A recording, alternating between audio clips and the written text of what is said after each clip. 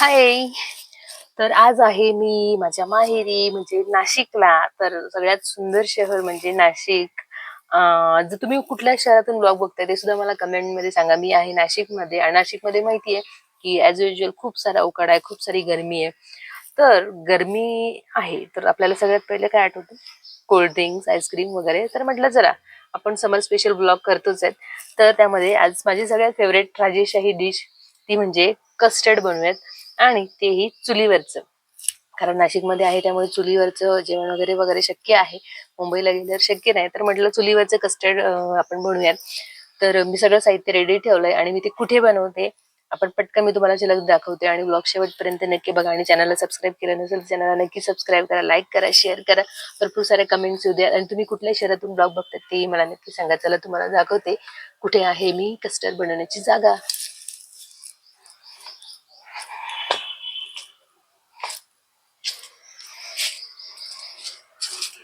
तर हे आहे आमचं छोटंसं परसबाग, ज्याच्यामध्ये आता मी मांडलेली आहे चूल आणि सगळं साहित्य सुद्धा रेडी ठेवलेलं आहे.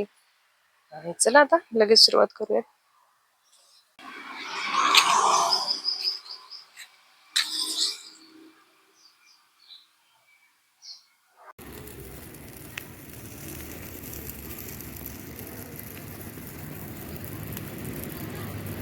आता चूल बऱ्यापैकी पेटली आहे. आता आपण कढई ठेवतो याच्यावर.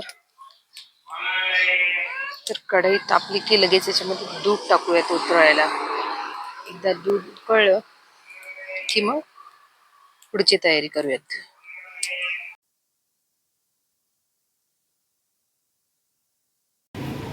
एकीकडे जेवण बनवायचं काम चालू आहे. ज्याला उकळी येते तोपर्यंत मी तुम्हाला आजूबाजूचं माझं परिसर दाखवते.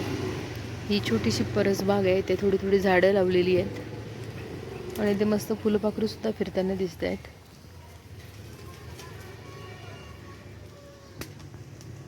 आता हे पातेल्यात काढलेलं दूध थोडं थंड झालंय तोपर्यंत मी कस्टर्ड पावडर त्याच्यामध्ये टाकून मिक्स करून कस्टर्ड पावडर आपण यूज करतोय ती वेगवेगळ्या फ्लेवर्समध्ये उपलब्ध असते. तर मी आत्ता घेतला आहे तो पायनॅपल फ्लेवर घेतला आहे. तुम्हाला हवा तो फ्लेवर तुम्ही दुकानातून सहजरित्या तुम्हाला मिळू शकतो. चूल विजली होती मध्येच त्यामुळे आता परत एकदा कागद लावून चूल पेटवली आहे. गुठळे सुद्धा मोडले गेले आहेत. बघूयात. गुठळ्या तर असं दिसायला नको याच्यामध्ये. कस्टर्ड वाला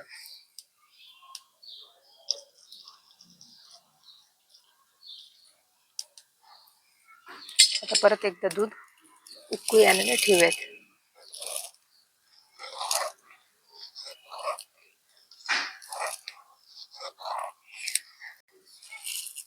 ते असे केशराचे 2-3 काड्या घेतल्या आहेत मी. त्याच्यामध्ये टाकूयात. कसलं भारी दिसतंय वरूनच. आणि कलर मिक्स झाल्यावर याला आणखी सुंदर कलर येतो.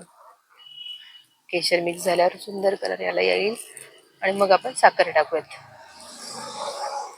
दूध बऱ्यापैकी उकळले. आता बऱ्यापैकी उकळून घट्ट झालंय तर आपण त्याच्यामध्ये आता साखर टाकूयात. साखर टाकल्यामुळे आणखी त्याला घट्टपणा येईल आणि कच्चेपणाही निघून जाईल. जो कस्टर्ड पावडरचा कच्चेपणा असतो तो सुद्धा निघून जाईल. कलर सुद्धा खूप सुंदर आलाय आणि वरून केशर टाकल्यानंतर नंतर आणखी त्याचा कलर आणखी सुंदर होणार आहे. बघा एवढं घट्ट झालंय. आणखी थोडस 5 मिनिटं उकळूयात हे दूध आणि मग हे जे दूध आहे हे आपलं कस्टर्ड पावडर टाकल्यानंतर थोडं थंड होतं आहे. तोपर्यंत मी चुलीवरती तवा गरम करण्यासाठी ठेवलेला आहे. आणि ह्या तवा गरम होतो आहे तोपर्यंत आपण ब्रेड जे आहेत ते आपण कुठल्याही ब्रँडचे ब्रेड आणि हे अमूलचं बटर मी आणलं आहे. आणि त्याच्या ब्रेडच्या दोन्ही बाजूला ब्रेड जे आहे व्यवस्थित जास्त लावायचं आहे थोडंसं, जेणेकरून ते बटरची चव त्याच्यामध्ये उतरेल. आणि दोघं बाजूंनी बटर लावल्या गेल्यानंतर तव्यावर दोन्ही बाजूंनी ते जे ब्रेड आहेत ते खरपूसपणे भाजायचे आहेत. त्यामुळे त्याची चव अतिशय सुंदर लागते. तव्यावरती मी बटर लावून ब्रेड भाजायला ठेवलेत. थोडेसे हलकेसे भाजायला पाहिजे पण हे जास्त भाजले जरा. एक लावून मस्त तव्यावर शेकायचं. ते बटर का लाल? हा मग त्याच्यावरच झालं, बटर पण संपलं माझं आता.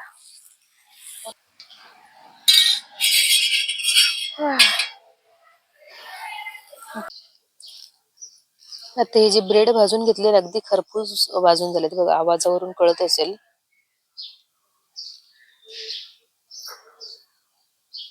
अगदी खरपूस असे भाजले गेलेले, त्यामुळे त्याची टेस्ट सुद्धा खूप छान लागते कस्टर्ड मध्ये. कस्टर्ड बॅटर तयार आहे आणि आता आपण हे जे ब्रेड दाखवलं एकदम क्रिस्पी, अगदी खरपूस भाजले गेले आणि बटरचा स्मेल येतोय. आता आपण आधी थोडस खाली कस्टर्ड आधी टाकूयात.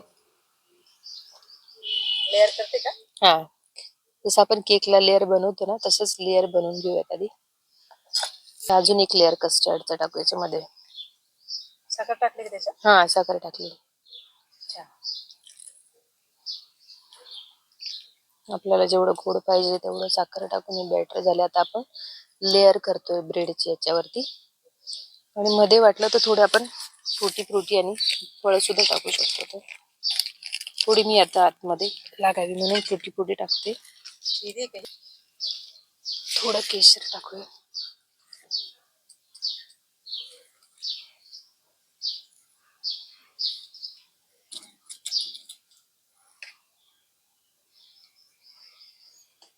फळं टाकते मी थोडीशी.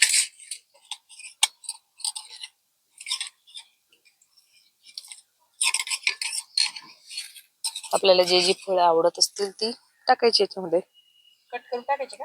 कट करून, मोठे आहेत ना द्राक्ष, कमी कट करून टाकू. डिश मध्ये घे ना, टाकते ना. चालेल. आधीच बारीक करून घेतले असं तर नाही, थोडं थोडं टाकते.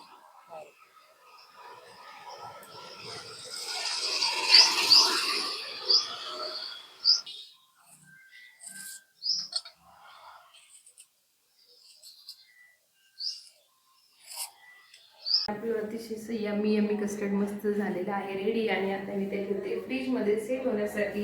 1-1.5 तासात मस्त दुपारी खाण्यासाठी एन्जॉय करूयात.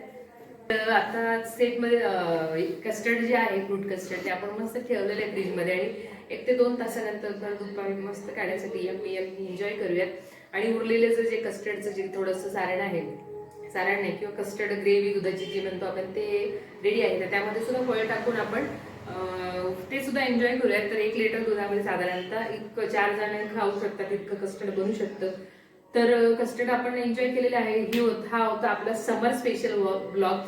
पुढच्या ब्लॉगमध्ये भेटूयात एका नवीन विषयासह, नवीन काहीतरी शिकण्यासाठी, नवीन काहीतरी दाखवण्यासाठी तो ब्लॉग असणार आहे. तर तोपर्यंत भेटूयात नवीन ब्लॉगमध्ये. तोपर्यंत नमस्कार.